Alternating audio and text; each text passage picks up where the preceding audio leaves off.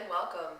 Well, this week before I started going into the demonstration, I wanted to introduce Berkeley Johnson, who is one of our incredible employees who actually creates the bundles. So she's putting everything together, figuring out how to get them to you, and making sure they arrive to you in, tip-top shape. So she's incredible. It's so nice to work with her, and I just want to bring her in to say hello. Here she is. There's Berkeley. You may have met her before. Berkeley is also Irish, and one of the reasons we chose green and white flowers for the bundle this week is in honor of St. Patrick's Day, which is on the 17th. So Berkeley helped think of some of these flowers. So just wanted to bring her into the video. All right, thanks Berkeley. Okay, so let's see. Let's get started with what we're going to do here. I have 3 vases. One is a tall opaque vase, and my thoughts were kind of, because we were doing green and white again for the holiday, but also just because green and white always looks good, is that we could do sort of play off the green and the white together by using some white bases and then also a clear base. So you'll see what I'm talking about as I start going.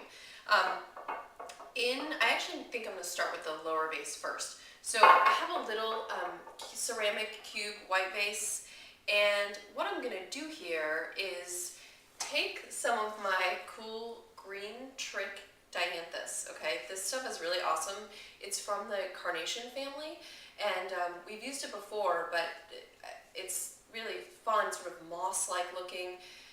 Doesn't resemble a typical carnation, but you can tell by the stem actually that it's similar to that family. So what I'm going to do is actually save out one piece. So I'm just going to use 4 here right now. Got 4 of the dianthus in my hand. I'm going to give them a trim, just like this. Cut them down. I'm going to go ahead and stick them right into my little vase, so sort of short down here, short little stems. And on the other side, I sort of was thinking I'd almost do this sort of half and half, like half green, half white.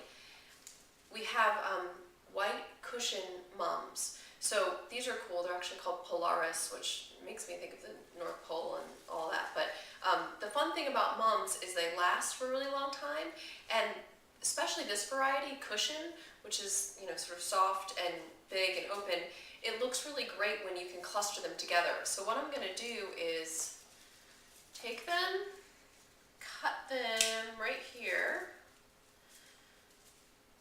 All right.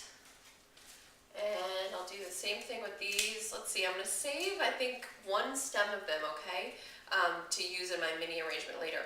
So I've got these ones here, this other big guy.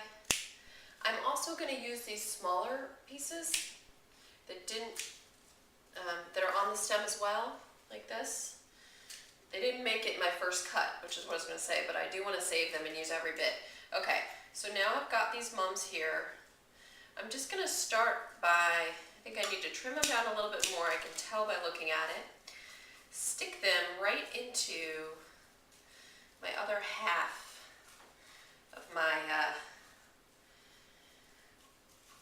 little half green, half white vase. All right, kind of fun.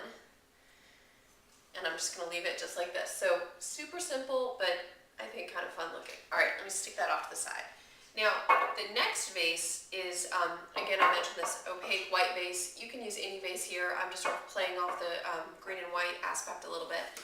And what I'm going to do first is put in my greenery. So I have some cool tree fern, and I love the sort of featheriness of this stuff. Really fun. And so, let's see, I'm going to save 1 piece for my mini arrangement later, but put all the rest in, giving it a trim, and sticking it down here on the side.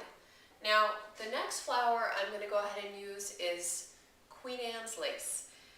I love Queen Anne's lace personally because it was one of my grandmother's favorites, and in Missouri, where I'm from, we would always stop and pick Queen Anne's lace like along the side of the road, and anyway, they're reminds me of home, so I really like it. But it's a beautiful shape nonetheless, you know, for anyone to use. And you'll see it's sort of tight here when you first get it, and then it's going to open up and become more lace-like and more white it's going to show, so it's pretty cool. This is coming to us from California, so it's not the local kind, unfortunately, which we can only get in summer, but for now, we've got beautiful Queen Anne's lace coming to you.